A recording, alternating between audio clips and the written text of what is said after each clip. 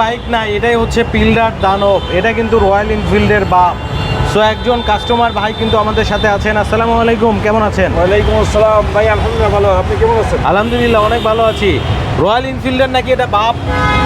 ভাই কিসের রয়্যাল এনফিল্ডার, কিসের খাইছেন?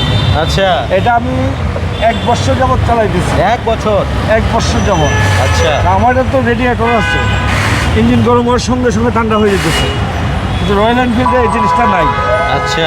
আর আমি ব্রাহ্মণবাড়িয়ার সন্তান, আমি নিজেকে অনেক রাজা মনে করি এই গাড়িটা চালাইতে।